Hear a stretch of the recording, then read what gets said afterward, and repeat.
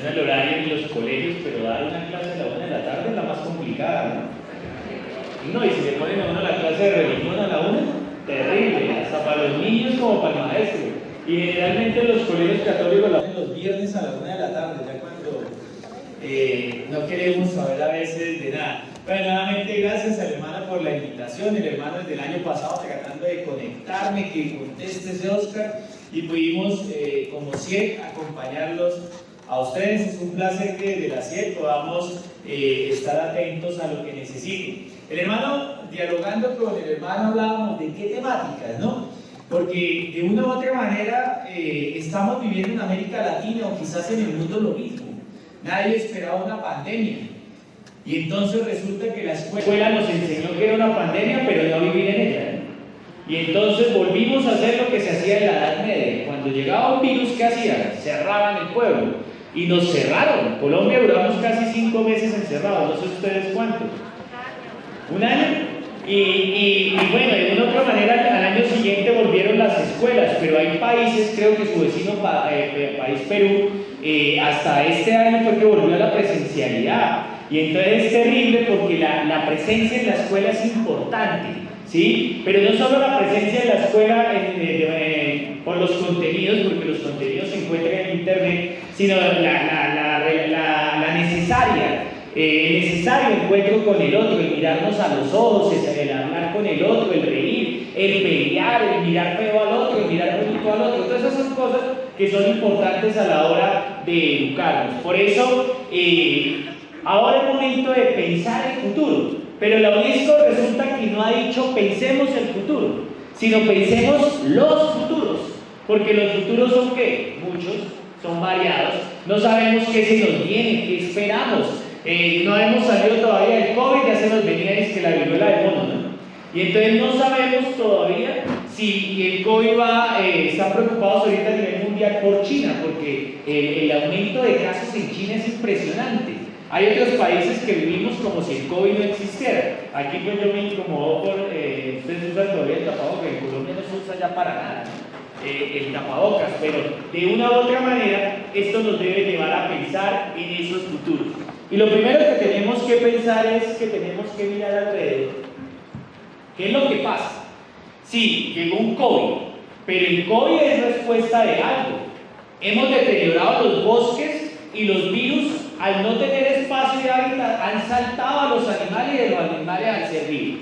Y ya les dije esta mañana, se suponía que iba a cambiar la relación con la naturaleza y seguimos destruyéndola de igual manera, ¿no? ¿Cuántos, no sé cómo ustedes le dicen, no que esos tapabocas? ¿Cuántos de qué? ¿Cuántos tapabocas terminaron hoy en el mar, en la tierra, en los ríos y seguimos contaminando? Se creía que de una u otra manera íbamos a mejorar la relación con la naturaleza y siguió igual o quizás peor.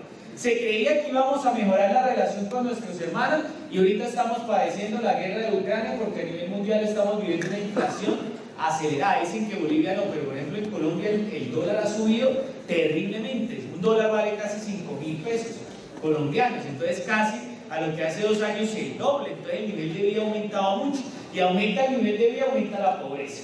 Pero entonces mirar alrededor, y mirar alrededor tiene que ver que la escuela también tiene que cambiar. Porque ya de qué nos sirve enseñar tanto contenido si hoy en día la educación tiene que ver con darle a los estudiantes la capacidad de desarrollar habilidades, de desarrollar competencias, de enfrentarse a un mundo convulso, ¿sí? Porque resulta que en la escuela nos enseñaron los nombres de los ríos, pero no a cuidar el agua. En la escuela nos enseñaron a rezar, pero no a creer. Entonces yo puedo obligar al niño, estamos hablando de escuela católica, a un niño a que rece el Padre Nuestro, pero no a que crea. Eso es como cuando estamos pequeños que nos obligan a dormir. Cuando yo fui novicio de La Salle, el maestro de novicios nos obligaba a las 9 de la noche a encerrarnos en el cuarto y era silencio fúnebre. Pero una cosa es que estemos en el cuarto, otra cosa es que tenga sueño.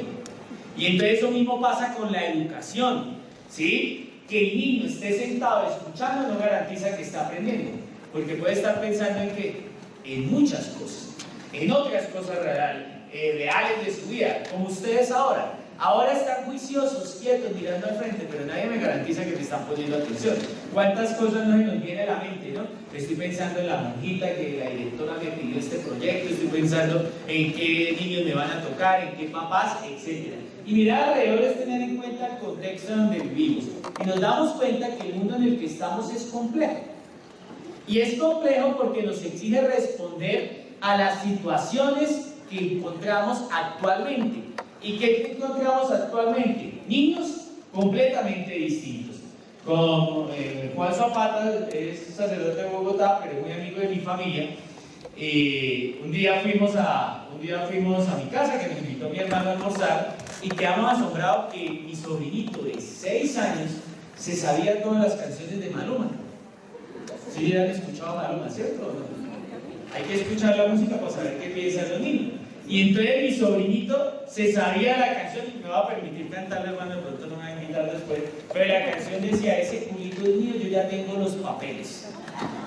Y entonces, si no, yo le regalo unas tangas, y se las sabía, y quedábamos un niño de 6 años. Entonces ahora entiendo por qué la hermana del colegio franciscano donde estudia, mi hijo, se sabe más de Maluma que el padre nuestro. Pero esos son los niños de ahora. Niños que piensan, creen, aprenden, juegan, actúan de manera distinta.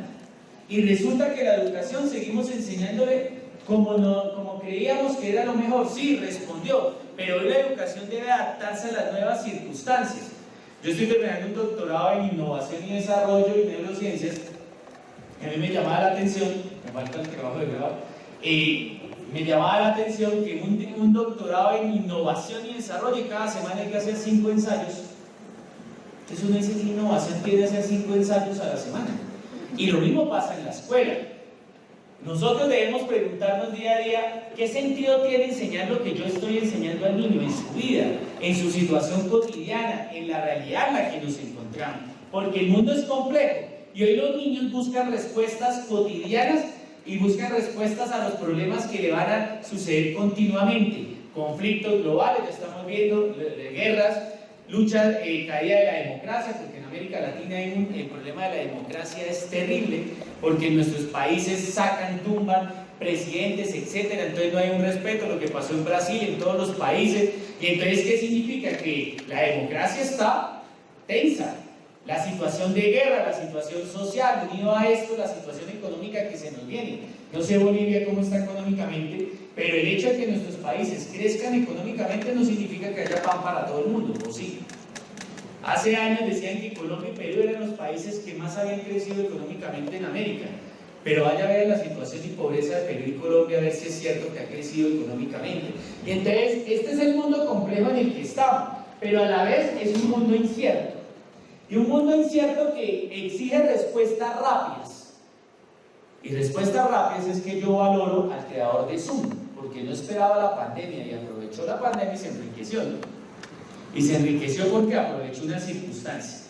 Cuentan que le preguntaron a Bill Gates, una periodista en Estados Unidos, y dijo: bueno, ¿usted cómo hizo para ser uno de los hombres más ricos del mundo? Y entonces Bill Gates sacó la chequera y le dijo a la periodista: den un valor. Y la periodista toda prepotente: no, yo no estoy pidiendo plata, estoy pidiendo que me diga, den un valor. No, pero tranquilo, no necesito, denme un valor. Y le dice él: bueno, ya que no me da el valor, le voy a decir cómo llegué a ser el hombre más rico del mundo, aprovechando las oportunidades. Usted me hubiera dicho $1 millón, yo le hubiera firmado el cheque por $1 millón.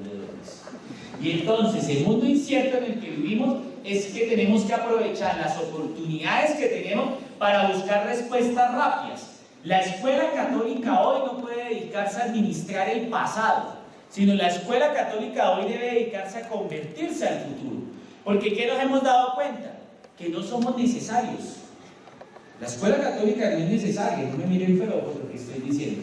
Han cerrado escuelas católicas en América muchísimo. Y a diario en Colombia, aquí ustedes tienen convenio con el gobierno. Hay países donde no hay convenios con gobierno, como México, Colombia, Brasil, y donde no hay ningún tipo de ayuda, y a la escuela privada católica las leyes son más fuertes a ellos que a la escuela pública. Entonces, ¿qué pasa? Han cerrado colegios y han cerrado y el país sigue. E incluso con el cardenal Maradiaga tuvimos la oportunidad de recorrer de Comayagua a Tegucigalpa hace 3 años, y un colegio católico terminó convertido en un motel en carretera. Motel La Esperanza se llama. Y yo le dije al cardenal, por lo menos guardó un nombre cristiano. ¿Sí? Pero entonces están cerrando escuelas, están cerrando colegios. No somos necesarios, pero sí podemos ser significativos.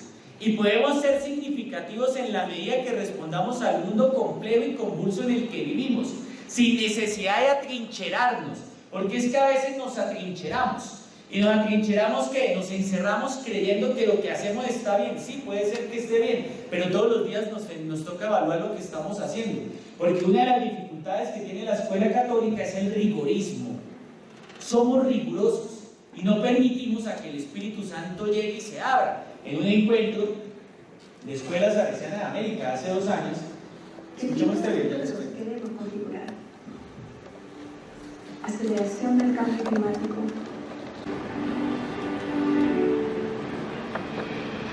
El conocimiento y el aprendizaje son los mayores recursos renovables de que dispone la humanidad para responder a los desafíos e inventar alternativas. Sin embargo, la educación solo se limita a dar respuestas a un mundo cambiante. La educación transforma el mundo. Y entonces la UNESCO se dio cuenta, desde antes de iniciar la pandemia, lanzó el proyecto Los Futuros de la Educación. Y aquí lo primero es importante entender que la UNESCO reconoce, es la que lleva a cabo la propuesta de la ONU de los Objetivos de Desarrollo Sostenible, ¿no? En el año 2015, más de 100 países, 150, no me acuerdo la fecha, firman los Objetivos de Desarrollo Sostenible hacia el año 2030. Porque nos damos cuenta todo lo que inicia el video, hacia el cambio climático, brecha, inequidad, etc. Y entonces la UNESCO quiere llevar a cabo eso, pero ya nos habla de los futuros de la educación pensando hacia el 2050, porque el 2030 ya está en 8 años. ¿Sí? Nosotros pensamos que la pandemia no nos iba a pasar y afortunadamente creo que ya después de 2 años sentimos que de una u otra manera. Y entonces, ¿qué nos dice la UNESCO? Que sí, el mundo es difícil, incierto, pero el mundo es asombroso. Y es importante porque la UNESCO habla de una palabra que al parecer no debería estar en documentos educativos. Habla de la esperanza. Y la esperanza, como lo dice Francisco, tiene que ver con un don de Dios. Es distinto al optimismo. El optimismo tiene que ver con una actitud psicológica, ¿no? A veces una de las cosas que sufrimos los profesores es que no somos optimistas. El profesor está iniciando el año y ya inicia amargado. Entonces uno llega, profe, ¿cómo va a iniciar el año? No, pues esperando a los alumnos. Profe, ¿qué tal el año? No, el nuevo hermano que llegó ahora, quién sabe si me va a poner más trabajo. Profe, ¿qué tal el proyecto? No, ya estoy aburrido. Y oye, y estamos hasta ahora en enero, ¿sí? Y entonces, si uno inicia un proyecto ya desanimado desde el comienzo, pierde el 70% del proyecto, ¿sí? Y entonces la UNESCO nos dice, dentro de los términos, es la esperanza. La esperanza es que a pesar de todo esto, el mundo es asombroso. ¿Y cómo podemos enfrentar todo esto? Por medio de la educación. Como dije esta mañana, es una de las energías más importantes. La educación nos va a permitir pensar en futuro, pero también pensar esa multiplicidad de futuros. Porque hay muchas realidades, hay muchos espacios, muchos lugares. Podemos apostar por en muchos aspectos, con un niño, con el joven. Y ahora la UNESCO ha publicado el documento Educación para toda la vida. Y en este documento nos dice la UNESCO, ya la educación no está circunscrita al colegio, sino tiene que ver con el aprendizaje a nivel, en toda la vida. Nosotros, los adultos, vivimos, los niños lo mismo en la pandemia por igual. Era la primera vez que vivíamos una pandemia y nos tocó encerrarnos. Y por eso en la pandemia hubo tantos divorcios, ¿no? Porque ya se separaban, porque claro, 4 meses viviendo con la esposa y ahí y salían, no sé si en Bolivia, pero en Colombia los niveles de divorcio aumentaron terriblemente. Aquí también. Bueno, y no solamente en el matrimonio, en unos conventos de monjitas también ni se hablaba, porque eran 4 veces mirándose a la cara de que no podían salir. ¿Qué nos dimos cuenta? Que los niños y jóvenes vivimos la misma experiencia. Y vivimos la misma experiencia, la misma situación, y nos dimos cuenta que en la vida aprendemos a toda hora, cada momento, cada circunstancia, y que ahí nos volvimos creativos. Y nos volvimos creativos para desarrollar experiencias de trabajo. La UNESCO muestra todas las experiencias que hubo en la pandemia y fueron asombrosas. Y entendimos que el futuro es múltiple y que nosotros debemos formar al niño para que entienda la diversidad en la que vive. Vivimos de una pandemia donde todo era internet y ahora prohibimos el celular en el colegio. Vivimos de una pandemia donde uno de aquí para abajo se vestía como le daba la gana y ahora exigimos zapatos brillantes. ¿Sí? Venimos de una pandemia donde la evaluación era creativa y otra vez volvimos volvimos al colegio donde la evaluación tiene que ser escrita y 100 preguntas.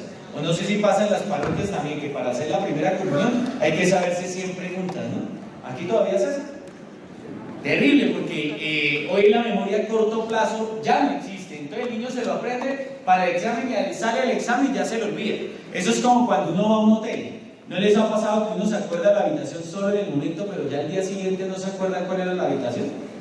O los números de celular, ya uno no se acuerda de los números de celular de las personas, porque ya todo lo tiene en el internet ha hecho que la memoria a corto plazo se vaya perdiendo, y aún peor es donde nos pierda la memoria a largo plazo, ¿no? Y entonces la escuela tiene que enfrentarse a estas realidades como tal. Y entonces encontramos los objetivos de desarrollo sostenible. La ONU entonces establece que uno de los objetivos es educación de calidad. ¿Y qué significa que sea una educación de calidad? Pues una educación que apueste por lo que se le enseña en la escuela le sirva para la vida. Y entonces nos dimos cuenta que trigonometría no le servía al niño en la casa en la pandemia. Nos dimos cuenta que en las capitales de los países no le servía al niño estar encerrado en una casa de 4 paredes. Y se nos olvidó enseñar habilidades esenciales, como aprender a cultivar un huerto, como aprender a echarle agua al huerto, como aprender a interactuar con el otro, con el de al lado. Por eso hubo tantos divorcios, porque no nos enseñaron a convivir con el otro. Y entonces cuando vivíamos, pues ya uno era un favorito y quería separarse, ¿sí? Y entonces aquí es esencial, porque cuando se habla de una escuela integral y de calidad, es apostar por una formación que sirva para la vida, ¿sí? Una formación que toque el contexto, y el Papa Francisco lo dice claramente. Uno de los problemas de la educación es que no toca la vida del estudiante.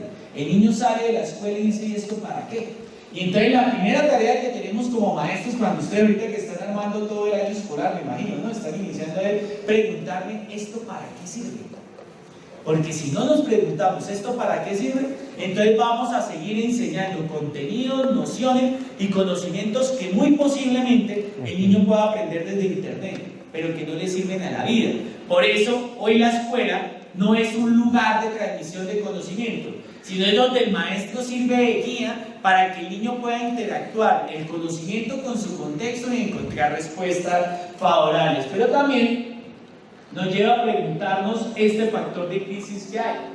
¿Qué hacer para que desde la educación podamos responder a las crisis que hay y que se nos avecinan? Y entre crisis duras. Y para eso tenemos que apostar por una educación de calidad. ¿Qué son las claves de una educación de calidad? Primero, que el niño aprenda a disfrutar y a descubrir qué es lo que le gusta. A veces me acuerdo que hace 20 años yo me gradué en el 2001. Y en el 2001, si un compañero de uno le decía a su papá que quería estudiar cocina, era mal visto. No sé si aquí también. Y entonces la mamá le decía, ¿pero usted qué va a estudiar cocina? Eso no da plata. Hoy en día, un chef gana más que cualquier maestro. Yo creo que hay chefs que ganan el sueldo de todos nosotros sumados. Sí. Es una profesión, y es una profesión muy buena, que garantiza económicamente y que es viable. Y entonces, ¿qué empezamos a reconocer? Que nosotros en la escuela tenemos que enseñarle al niño a descubrir qué es lo que le gusta, desde muy chiquito. Hombre, si el niño se dedica a escribir en el cuaderno, primero es porque su clase es aburrida, hacer dibujos atrás, y segundo es porque quiere ser dibujante. Es descubrir, que el niño descubre que si quiere ser zapatero, futbolista, que si quiere ser médico. En un colegio un niño, no, yo quiero ser médico, y la profesora le dijo, pero usted para química que le va tan mal, que va a servir para ser médico. Pues claro, si desde muy chiquito usted le corta las alas, sirve. Primero, que el niño descubra qué le gusta. Segundo, que descubra qué le apasiona. Porque es que hay gente que le puede gustar algo, pero no le apasiona, ¿no? Pero hay gente que le puede gustar y apasionar. ¿Y qué es lo que pasa en los docentes? Que en los docentes tenemos mucha gente que le gusta la docencia o hace docencia porque no hay nada más que hacer, pero no le apasiona.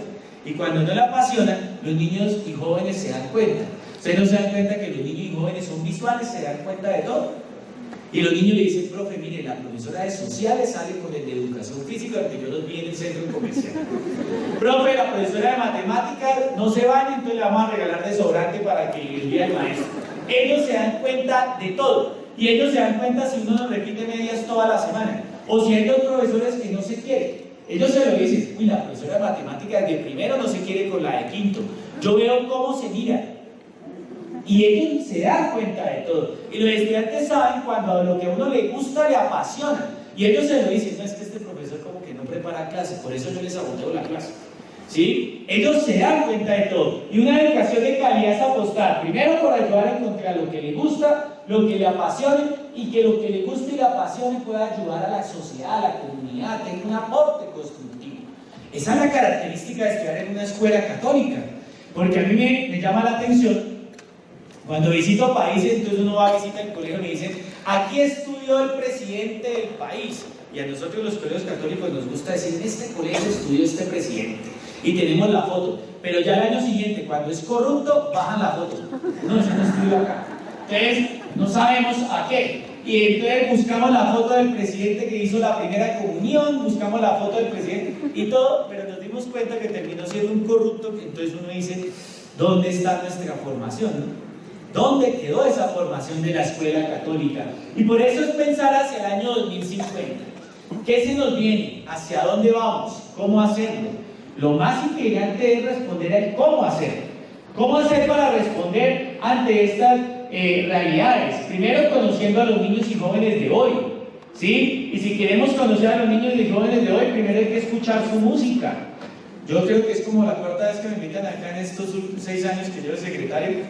Hay que escuchar la música de los jóvenes para saber qué hablan, qué transmiten, ¿sí? Y entonces, no, es que la música de Maluma, Felices los Cuatro, no, yo no... Pues hay que escucharla para saber cómo es el amor en ellos.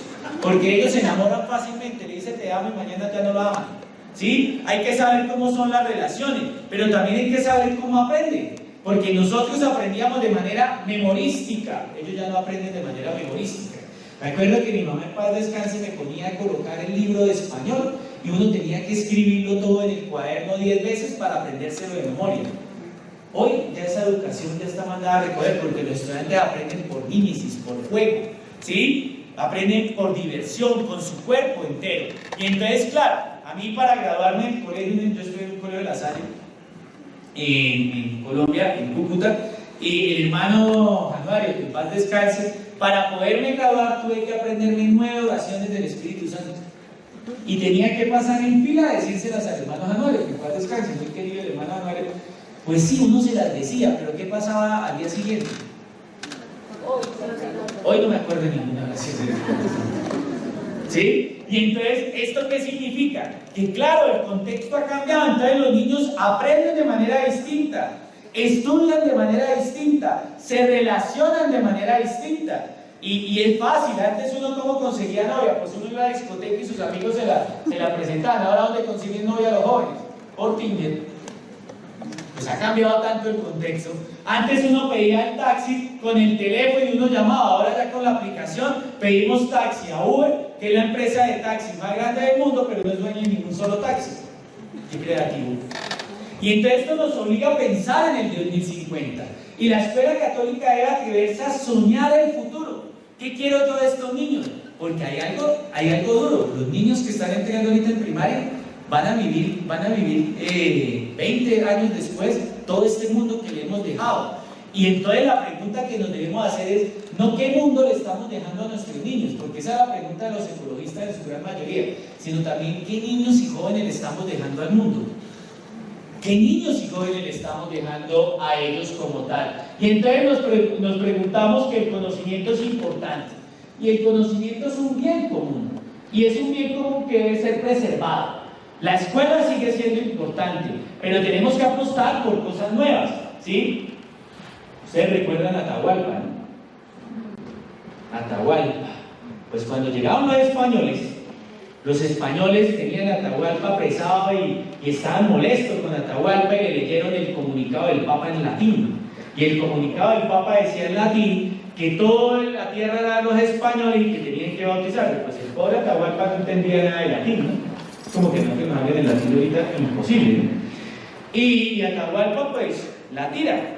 Y luego le pasan la Biblia y también la tira. Claro, los españoles le matan a todos los guardias personales de Atahualpa y le dicen a Atahualpa que por qué tira si era la voz de Dios.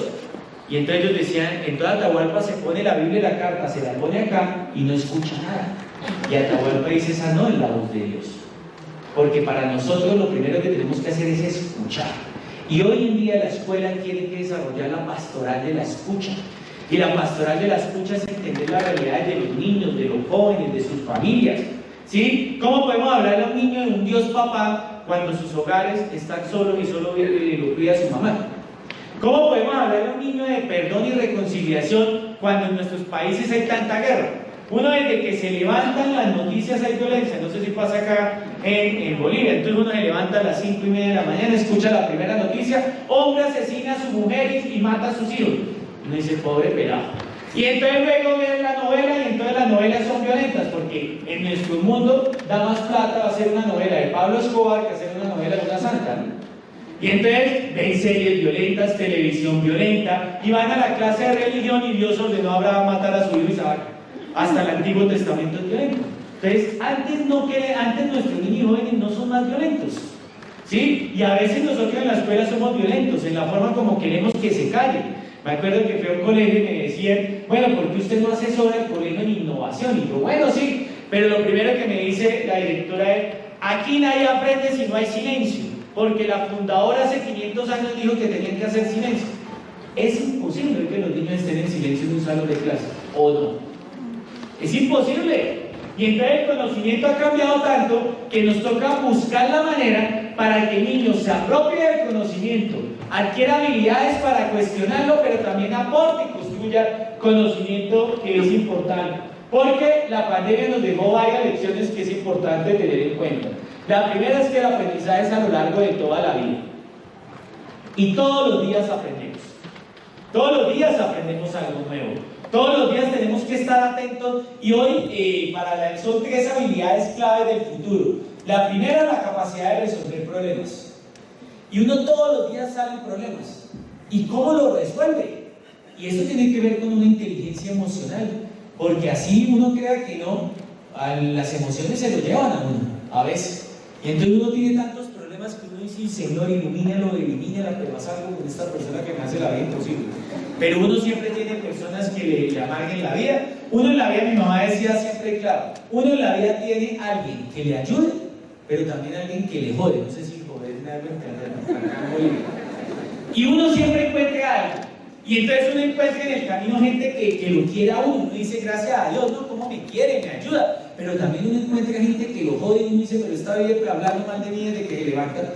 ¿Sí? Y entonces, primero, la capacidad de resolver problemas. Esa es una habilidad clave. Tenemos que estar atentos a resolver problemas. Ojo, que a veces en la escuela católica uno de los problemas más graves es que no sabemos resolver problemas. O lo resolvemos de manera tardía. Y hoy para resolver problemas hay que hacerlo de manera rápida. Eso hacen las empresas. En la escuela católica, entonces, para resolver un problema hay que primero pedirle cita al provincial. El provincial tiene que tomar decisiones con el consejo. El consejo tiene que reunirse al mes siguiente. Pero al mes siguiente le responden a la provincial y la provincial le dice al rector, pero ya ha terminado el año, ya se le han ido los estudiantes del colegio. O a veces, bueno, no nos metamos solo con comunidades religiosas, con los obispos. Entonces, primero el secretario general de la conferencia, primero la comisión episcopal y todo. Y resulta que hoy necesitamos tomar decisiones rápidas. Hoy, como todas las empresas, hay que tomar decisiones rápidas de cualquier crisis. Eso es la capacidad de resolver problemas. Pero también se nos exige la capacidad de trabajar en equipo. Y es lo más difícil porque no sabemos trabajar en equipo. Porque nosotros somos seres, sobre todo los adultos, somos seres emocionales. Solo trabajamos con el que me cae bien. Nos cuesta trabajar con el que nos cae mal. Y la conclusión es que usted está sentado al lado del que conoce, no con alguien que no conozca. ¿O sí? Está sentado con alguien que conoce. Y si le dicen, vamos a referir, ustedes sientan con gente que conocen. Pero conocer, entrar en contacto con el otro es tan difícil. Y entonces resolver problemas, trabajar en equipo, pero también la capacidad que nosotros tenemos para hacer nuevas las cosas. Eso es muy evangélico, ¿no? Recuerden, usted que vino a hacer nuevas todas las cosas. Yo no entiendo por qué el Evangelio dice que yo vine a hacer nuevas todas las cosas y a veces en las escuelas seguimos repitiendo lo mismo de hace 20, 30, 40 años. Cuando el Evangelio vino a traer ¿qué? ¿Qué vino a traer el Evangelio? La buena nueva. ¿Qué vino a traer el Evangelio? Novedad. ¿Qué vino a traer el Evangelio? Al pobre Jesús lo acusaban de ¿qué? Profesores católicos, Dios mío. Profesores católicos, padre, ¿qué acusaban al pobre Jesús? Ese era un borracho que la pasaba tragando y comiendo. ¿Sí? Y entonces, cuando hablamos de educación católica, hablamos de novedad. Y cuando hablamos de educación católica, a veces da tristeza cuando uno visita el colegio católico y los niños se saben más los mandamientos de Dios que las bienaventuranzas. ¿O me van a decir que no? E incluso nosotros nos sabemos más los mandamientos que las bienaventuranzas. ¿O no? Si yo les pongo un examen, decimos todos los 10 mandamientos. Y entonces a veces parece que estuviéramos educando auténticos judíos, pero poco cristianos. Y entonces la vida de Jesús fue en vano. Porque los pilares de la escuela católica son las bienaventuranzas y Mateo 25. Entonces, bienaventurados, alegrados. Entonces, no entiendo por qué dice alegrados si uno va a un colegio católico y todo el mundo con cara amargada desde que entra. Pues uno dice, pero el Evangelio dice alegrados, bienaventurados, ¿sí? Pero uno llega a un colegio y personas con caras de Viernes Santo. Porque en un colegio en Perú, yo hablaba de la cara de solterón. El Papa utiliza mucho cara de solterón, ¿no? Dice, pero un profesor allá en Perú dijo, no, pues compare la cara del casado y del soltero, a ver cuál es más feliz. No sé. El hermano es feliz, pero es que es soltero. ¿Sí? Compara la cara y entonces alegrado, bienaventurado. Y hoy en día los estudios científicos dicen que cuando usted le sonríe al alumno, la motivación del cambia. Pero ¿qué hacemos en los colegios? Cállese y siéntese. Y Mateo 25. ¿Qué nos dice Mateo 25? Vamos a ver, profes. Tuve hambre, me diste de comer, tuve sed, me diste de beber, me visitaste en la cárcel. Las obras de misericordia originales son esas. Después la iglesia creó las otras en la Edad Media, pero las originales son esas. Y cuando nosotros vemos, el Evangelio es un profundo humanismo que a veces lo hemos perdido en nuestras instituciones, porque nos volvemos tan rígidos que respondemos más a la ley que a la vida. Y eso fue lo que criticó Jesús, porque vivimos más pendientes de la ley que la vida. No nos interesa el otro, y hoy es importante. Y cuando hablamos de aprendizaje a lo largo de toda la vida, es entender que la vida es importante, es entender que el otro es importante, pero también es entender algo. Ustedes saben que toda la tradición psicoanalítica, Jung, uno de los discípulos de Freud, él hizo investigación en el sur de Estados Unidos, y entonces él fue a hablar con los indígenas, y un indígena se le reía, un cacique indígena se le reía a Jung, al psiquiatra se le reía, jajaja. ¿Pero usted por qué se ríe? Claro, porque ustedes los occidentales, le decían, toman decisiones con la cabeza, mientras nosotros tomamos decisiones con el corazón. O sea, para los indígenas el corazón era donde salía las acciones y las decisiones, mientras los occidentales conquistaron el mundo con la razón. Y recuerden, creo que fue aquí en Bolivia, ¿no? Cuando vino Juan Pablo II, que los indígenas le devolvieron la Biblia y le dijeron, llévese la Biblia, que la necesitan más ustedes que nosotros. Se la devolvió. Y entonces ahí entendemos que una de las cosas que más nos falta en educación es trabajar lo emocional, porque el corazón es donde salen las acciones. Recuerden el Evangelio que critican a los discípulos de Jesús. Maestro, pero mire, sus discípulos no se lavan las manos para comer. Y él que dice, lo malo no es lo que entra, sino lo que sale. ¿Sí? Y por eso en Laudato Si, el Papa dice que el problema del daño al medio ambiente tiene que ver con un conflicto de interioridad. Porque cuando uno no tiene espiritualidad e interioridad, pues uno daña al otro, daña a la naturaleza. ¿Qué es la espiritualidad? La capacidad de estar religado con el otro, de sentirse parte de algo, ¿sí? De ser parte de un todo. Y esto es parte fundamental, por eso el planeta está vulnerable. Y entonces los bolivianos, pero el país de Bolivia fue uno de los que apostó porque a la tierra se le considerara como ser vivo, la Gaia, el ser vivo, ¿sí? Y es importante tener en cuenta porque la tierra está sufriendo y seguimos, no pasa nada. El problema es que no sabemos si llega un virus mucho peor y no haya vacuna para contener ese virus. Ese es el problema que tenemos. Y ahí nos dimos cuenta que las armas no sirvieron para nada. ¿Cuáles fueron los países que más sufrieron la pandemia? Brasil y China. Estados Unidos y China. Es decir, las bombas atómicas les sirvieron para algo. Para nada. porque era un virus minúsculo, indivisible y terminó matando tanta gente. Y entonces el planeta vulnerable es que están desapareciendo entre 70.000 y 10.000 especies al año. Y especies, cuando hablamos, pueden ser microscópicas, ¿sí? Yo no sé por qué los seres humanos tenemos una tendencia a matar al otro. ¿Qué es lo primero que uno hace cuando ve una cucaracha? A matarla. ¿O no? ¿Qué es lo que hace cuando ve una mosca? De una vez a matarla o coger, ¿sí? Es la tendencia a matar. Hombre, esto tiene que ver con la espiritualidad, la capacidad que yo tengo de entender al otro, ¿sí? Y hoy la ciencia lo confirma. Claro, en el año 1800, ¿cuánto fue San Francisco de Asís? Como 1200, ¿no? En el año 1200, San Francisco decía hermana luna, hermano sol, hermano perro, y la gente diría, pues este está que equivocado, porque igual hermano. Y hoy la ciencia lo confirma. Todos compartimos 4 aminoácidos y 20 aminoácidos y 4 ácidos nucleicos. Es decir, toda vida proviene de la primera vida que aparece sobre la faz de la Tierra. Y entonces entender que todo está relacionado y que si dañamos la Tierra nos estamos haciendo daño a nosotros mismos. Y entender todo por igual, pero también entender la brecha digital. Uno de los problemas que hay es que no todos nuestros países acceden a internet ni a aparatos tecnológicos de calidad. Y lastimosamente, lo que estamos viendo en América Latina es que una educación de calidad la están teniendo los más ricos, los que pueden acceder. Y entonces ahí tiene que ver nuestro trabajo como escuela católica. ¿Cómo hacemos que también puedan acceder la gente con más dificultades a todo este universo?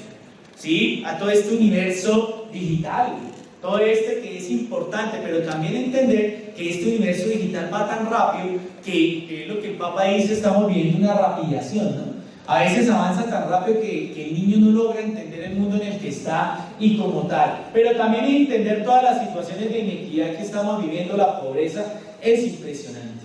Y entonces, pero ¿qué días en el nivel, en lo que estamos viendo de hambre en el mundo? La cantidad de comida que se desperdicia es terrible. A veces en los colegios católicos, cuando van, no sé aquí cómo es el horario, pero en un colegio católico en X país, en X ciudad, le dan almuerzo a los niños y era el lugar donde más comida se bota. Y entonces ¿qué hemos visto?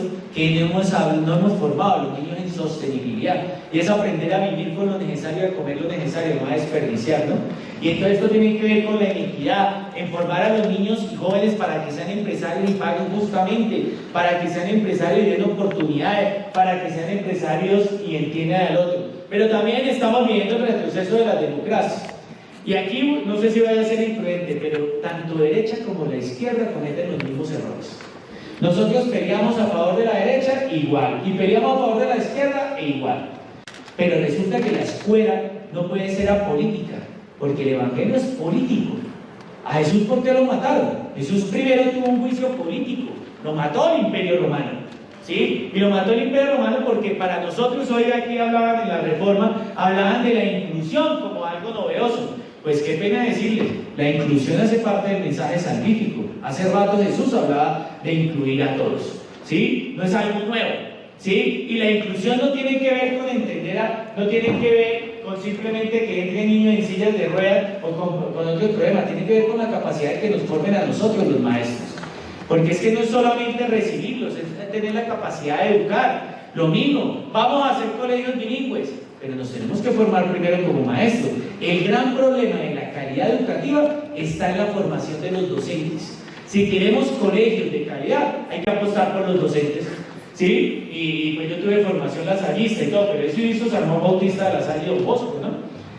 Formar a los docentes. Muchas comunidades religiosas apostaron por tener excelentes maestros para apostar por un mundo distinto como tal. Pero también hay que aclarar que no todo es culpa de la escuela, porque en nuestros países toda la culpa se la echan a los profesores, todo, ¿sí? Todo es culpa del maestro, todo es culpa de la escuela, y resulta que no. La escuela sí tiene posibilidad de hacer cambios, pero no tantos, ¿sí? La escuela sí tiene posibilidad de crear herramientas, pero resulta que no tanto. También necesitamos de la familia, también necesitamos de los políticos, ¿sí? Porque muchas veces en los ministerios de educación hay más políticos que educadores, y entonces necesitamos trabajar en equipo todos juntos como red. Ese es el pacto.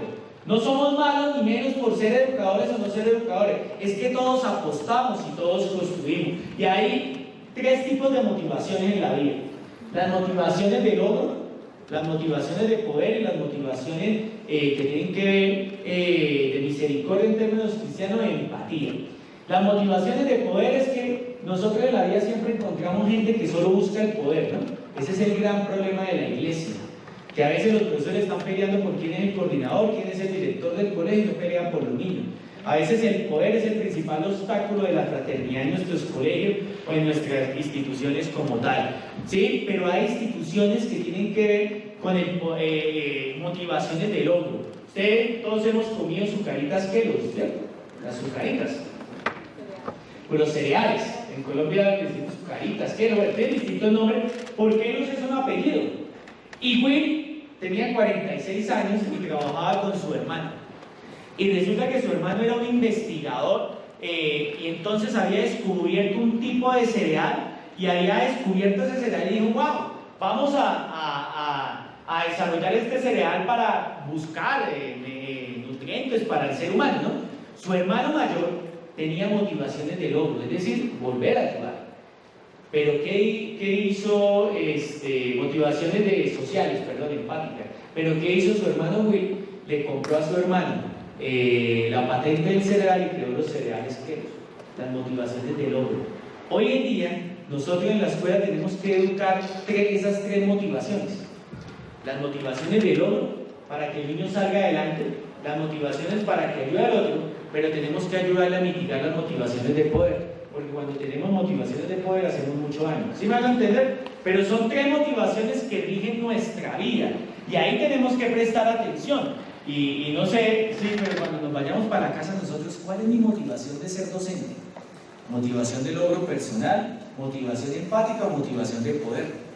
Son motivaciones que rigen nuestra vida. Y entonces aquí es importante entender que la escuela tiene que ver con una motivación de logro y empática. Porque ayudamos al niño a que salga adelante. Ayudamos al niño a que mire la realidad, pero también a que contribuya a cambiar. Y la clave es que se nos agotó el modelo de escuela. Y tenemos que buscar, ya Manuel esta mañana hablaba otro modelo distinto, otra manera en que transmitimos, otra manera en que evaluamos, otra manera en que hablamos, ¿sí? Y otra manera en que logramos comunicarnos. Escuchemos el video por volumen.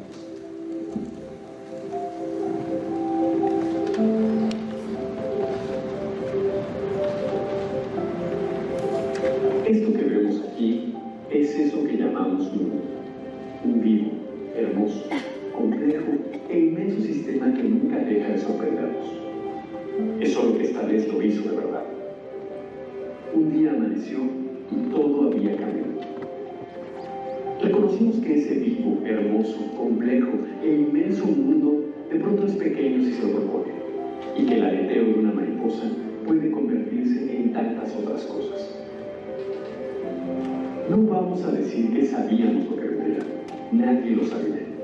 Lo que sí podemos decir, y con orgullo, es que los nuevos tiempos nos encontraron andando en esa misma dirección, hacia donde se mueve el mundo. No lo eliminamos. Nosotros íbamos hacia el futuro y el futuro decidió venir a encontrarnos de vuelta. Solo eso. No nos asusta toparnos con él, porque siempre hemos ido en su búsqueda. Así que esto que parece un impas, un respiro, una cámara lenta, para nosotros ha sido un momento de reflexión y acción. Está en nuestro espíritu intentar cambiar aquello que se puede cambiar. Pero si algo no se puede cambiar, si algo es inevitable, entonces nos adaptamos a una nueva realidad. Cambiar o adaptarse. ¿No es esa la mejor definición de evolución? Y en esa reflexión nuestra, decidimos cambiar la incertidumbre por certidumbre, porque no sabemos a dónde nos llevará esa nueva realidad. ¿Qué decisiones habremos de tomar juntos y cómo se transformarán nuestras vidas? Pero lo que sí sabemos, de lo que sí estamos seguros, es de que lo haremos con el espíritu de siempre y que estaremos juntos, a tu lado, en ese proceso. El mundo cambió de pronto. Ahora nos toca cambiar con él. Y entonces precisamente el mundo cambió. Ahora nos toca cambiar a nosotros como educadores. Y para escenarios para ir concluyendo. Primero, la escuela extendida. Hoy todo es educativo y nosotros como docentes tenemos que contar con los espacios virtuales, naturales, con todas las personas, unir conocimiento, unir experiencia. Por eso el pacto educativo es la unidad en medio de la diversidad. Pero también nos invita a encontrar esos hubs de aprendizaje. ¿Sí? Hoy el niño viene con múltiple información, con mucha información y con bastantes capacidades de encontrar todo rápido. Utilicemos esto, aprovechemos las herramientas de aprendizaje que utilizaron en la pandemia. Que la pandemia no haya pasado como si algo más, sino que ya sea algo que haga parte del aprendizaje. Pero también el aprendizaje sobre la marcha. Entender la vida, la situación de los niños, su familia, la vida de nuestros países, a qué le apuntamos, a dónde queremos ir. Que niños, hoy en día es curioso que la gran mayoría de países del norte están requiriendo formación técnica. Y uno creería que no, pero estamos volviendo otra vez a necesitar técnicos, porque requerimos una educación con habilidades para el día a día, que quizás ya lo habíamos olvidado en muchos países, ¿no? Como los profesores, que en muchos países han acabado las normales. Y hoy están volviendo a proliferar normales porque necesitamos apostar por la formación de docentes que son clave. Pero también, bueno, vamos a escuchar otro video.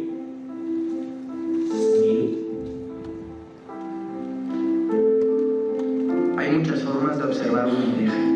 Desde la naturaleza, desde las matemáticas, desde la literatura, Desde la sociedad. desde la ciencia. desde el futuro. Hay muchas formas de observar una abeja porque hay muchas formas de entender el mundo. Tantas formas como personas que vivimos en él. Y es que nadie aprende igual que los demás.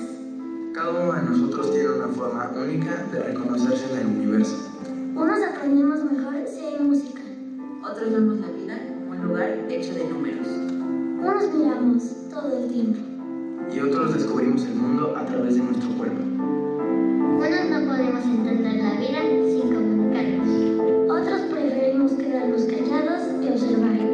Y si una escuela es un lugar en donde el mundo se concentra, Donde pasan todas las cosas del universo frente a nosotros. entonces la escuela es el espacio para aprender de muchas maneras. Porque el mundo es así.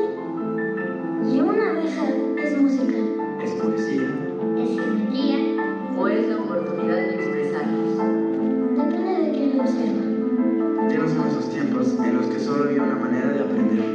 Y una forma de medir la inteligencia. Hoy sabemos que un niño inteligente También puede ser un niño que baile, o que haga un pastel, O que se pare de manos, o que guarde silencio, o que se la pase dibujando. o que ría, o que haga reír. si una escuela es el lugar donde tengo la oportunidad de conocer el mundo a mi manera, A partir de mis propias inteligencias. Entonces, esa es la escuela donde debo estar. Y entonces, ¿cuáles son las propuestas? Primero, proteger y transformar la escuela. Si estamos aquí es porque creemos la escuela. Cuenta, un discípulo llegó donde su maestra a decirle: maestro, me ha ido mal. Me echaron del trabajo, mi mujer me dejó y fue al médico y me encontraron enfermo. Pues esto es malo, o sea, deme algo que me quite esta sal. En Colombia decimos sal cuando se le viene todo encima, no sé aquí cómo se dice. Sí, estoy salado, cuando le caen todas las plagas encima también. Y entonces el maestro le dice: mire, tome este talismán le va a cambiar muy seguramente su vida. Y entonces el discípulo se fue y a los 3, 4 meses de encontrar al discípulo llega y le dice: maestro, ya conseguí trabajo, ya me recuperé, ya estoy saliendo con alguien, ya de pronto me caso. Entonces el maestro le quitó el talismán y se lo botó y dijo: el problema suyo no es el talismán, es su cabeza. Porque a veces somos nosotros mismos los que nos dejamos aquí las cosas que no nos permiten mejorar y nosotros mismos somos los que nos causamos problemas. En la maldita mente de uno. Y resulta que si uno es negativo, pues la mente va a traer cosas negativas. Pero si uno es positivo, ¿qué va a traer la mente? Cosas positivas. La inteligencia espiritual tiene que ver con la capacidad que yo tengo de ser positivo y optimista, ¿no? De generar, ay no, pero sí, me fue mal, pero no, la próxima me va a ir mejor. Pero si usted le fue mal y dice, no, pero ya no me va a ya para qué lo vuelvo, lo hago y ya me va a ir mal de nuevo. Pues ya usted automáticamente está trayendo la negatividad acá. Por eso, utilizar todos los sistemas educativos, naturales, construidos, virtuales, todos los espacios son importantes. Hoy el futuro está por la capacidad que tengamos de integrar el mundo tecnológico, la vida, pero también el contexto de los niños donde nos encontramos. Nos toca repensar pedagogías. Una de las claves de la escuela católica es que entre en diálogo con las nuevas pedagogías, escuela invertida, gamificación, tantas cosas que hoy son importantes, ¿no? Porque no se trata solo de, no, es que yo traigo robot y vamos a hacer robótica, se trata de que construyamos todo juntos, de que generemos procesos, de que generemos cambios y alternativas también distintas, pero también un currículo para la ciudadanía global. En una entrevista me preguntaron a mí que si la escuela católica, ¿cuál era la tarea? Que si la tarea era formar católicos. Y esa no es la tarea de la escuela católica. La escuela católica no tiene como tarea ser fábrica de católicos, porque si fuera así, estamos quebrando en esa misión. Porque en América Latina cada vez son menos católicos. ¿O no les pasa que los niños salen del colegio católico y ya no quieren volver a misa? Y entonces uno les dice, ¿pero por qué no quieren volver a misa? No, ya no quiero saber de curas, de monjas, de misa, nada. Y entonces con los salesianos en Colombia, Mario Perezó, que en paz descanse, se hizo una encuesta con 5.000 niños y descubrimos que los niños que salen de colegios católicos rechazan la fe en un 60%, no quieren saber nada de fe. Entonces eso nos preocupa, porque algo pasa. Y entonces la tarea de nosotros no es formar católicos, la tarea de nosotros es formar ciudadanos. Esa es la principal tarea. Por eso estamos aquí, porque queremos formar ciudadanos. Pero ojo, ciudadanos con inteligencia espiritual, con inteligencia social, con inteligencia interpersonal. Nosotros le permitimos al niño que se abra al mundo religioso, pero también que entienda, si él quiere ser católico es porque hemos atraído el catolicismo. El Papa insiste que a la iglesia no se llega por proselitismo, sino por atracción, ¿no? Y a veces hemos fallado porque, claro, el niño desde que llega a misa el primer viernes, el segundo viernes, el tercer viernes, el cuarto viernes, el quinto viernes. Claro, el niño termina cansando porque a veces los colegios católicos terminan más siendo parroquias que colegios. Y el colegio es un lugar del saber. Nosotros no somos competencia de la parroquia. ¿Sí me hago entender? Y por medio del saber dignificamos, humanizamos y evangelizamos. Y esto es importante tenerlo claro. Pero también formar investigadores en el aula. Es importante generar investigadores que consulten, que investiguen, que activen, que desarrollen, que puedan trabajar de manera colaborativa. Porque hoy nos necesitamos unos de otros. Hoy cuando inicia un proyecto lo primero que tiene que hacer es encontrar aliados, porque solo fracasan. Pero también es importante reconocer que nuestros niños y jóvenes son altamente capaces. Denle oportunidad a un niño y verá que es muy capaz. Lo importante es que hay que acompañarlo, ¿no? Por eso hoy somos compañeros de camino en esta tarea. Pero también profundamente humanos. Eso es lo que nos hace un colegio católico. La CIEP, vamos a hacer el séptimo encuentro pastoral en Panamá y el tema es reinventarnos como seres humanos. ¿Y alguien me dijo, es que no somos humanos? Creo que no. Somos hombres y mujeres, pero humanos somos la única especie que se mata por deseo. En cambio los animales es por cadena alimenticia, que se matan porque hacen, pero nosotros matamos al otro porque me da la gana. Le ponemos la zancadilla porque nos da la gana. Somos envidiosos, egoístas, no sé si pasa aquí en Bolivia, pero si usted quiere saber dónde hay chisme, vaya a una sala de maestros. No sé usted, ¿no? Espero que ustedes no sean chismosos. Pero vaya a la sala de maestros y él la manda del chisme a morir. Es un terrorismo el chisme, ¿sí? Y entonces hay maestros que no deberían ni comulgar, porque desde la sala de profesores sentados la lengua alcanza hasta la capilla, ¿sí? Porque son tan lenguilagos que acaban y hacen tanto daño que definitivamente. Pero también entender de una u otra manera que todo niño y joven tiene la semilla de la genialidad. Todos somos genios, profesores, pero también todo niño y joven tiene esa semilla. Y la tarea de nosotros es descubrir y ayudar a descubrir esa semilla de la genialidad. Para concluir, transformar la educación para forjar futuros pacíficos, futuros justos y sostenibles. Y si queremos hacer eso es necesario transformar la educación. Por eso debemos preguntarnos, que estas preguntas deben ser para mañana, me imagino. ¿Qué deberíamos seguir haciendo en nuestras escuelas, profesores? Hay cosas que deberíamos hacer porque no todo es malo. Porque si nosotros estamos aquí es porque hicieron algo bueno con nosotros, ¿o no? Porque a mí me choca cuando la gente llega y ataca la educación tradicional, pero tampoco está mala porque nosotros nos educaron de manera tradicional, ¿no? Y la educación respondió un tiempo. ¿Qué deberíamos seguir haciendo? Pero también debemos preguntarnos qué deberíamos dejar de hacer, porque también hay muchas cosas que debemos dejar de hacer. Y de manera tercero, ¿qué deberíamos reinventarnos de manera creativa? El Papa Francisco, hay dos historias que me llaman la atención, ya para concluir porque ya debe tener hambre. La primera en la Escuela Salesiana de América, en Medellín, en el año, creo que 2018, invitaban al hermano Carlos Gómez de la Salle a dar una charla. Entonces el hermano Carlos decía, porque el Papa Francisco dice que hay que abrir las puertas de las iglesias, de los conventos, de los colegios. Sí, abran las puertas. Entonces llega y dice alguien del encuentro, sí, para que salga Jesús. Y el hermano Carlos de manera coloquial decía, no, para que entre. Porque a veces el que menos está en las escuelas católicas es Jesús. Primera reflexión que hizo. Y la segunda, el Papa Francisco. El Papa Francisco en una homilía de Pentecostés dice que el gran problema de la escuela católica de la iglesia es que a veces nos dejamos al Espíritu Santo a un lado. Porque cuando el Espíritu Santo no había llegado a los apóstoles, a los discípulos, ¿dónde estaban los discípulos?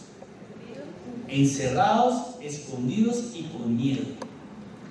Cuando llegó el Espíritu Santo, ¿qué hicieron? Salieron a evangelizar y así nació la iglesia, porque vencieron el miedo, el temor y salieron del escondite. El gran problema que tenemos en la escuela católica es que no tenemos al Espíritu Santo. ¿Y por qué no tenemos al Espíritu Santo? Porque nos da miedo hacer cambios. Porque seguimos repitiendo las cosas que dieron respuesta a otra época, pero que hoy ya no dan respuesta. Y resulta que repetir es fácil, porque repetir da seguridad. Y si yo hago las cosas de la misma manera y de la misma forma, pues no va a haber innovación. Porque la innovación yo la hago cuando genero cambios. ¿Sí me hago entender? Y entonces, dos reflexiones desde la iglesia que quiero dejar. Y ya invitarlos precisamente desde el Papa Francisco a trabajar por el pacto. Por eso, los aliento a unir esfuerzos mediante una amplia alianza educativa para formar generaciones de bien, maduras, capaces de superar las fragmentaciones y reconstruir el tejido de las relaciones de tal manera que podamos llegar a una humanidad más fraterna. Se dice que ustedes son el futuro, pero en estas cosas son el presente, son los que están fabricando hoy en el presente. Entonces, o somos el presente o somos el futuro. No solamente hay que decir que somos educar el futuro, sino hay que empezar en el presente, porque la educación tiene tres temas fundamentales: entender la memoria, porque sin memoria no vamos a entender el futuro; entender el presente y sobre todo soñar a largo plazo. Muchas gracias. Un fuerte aplauso, por favor.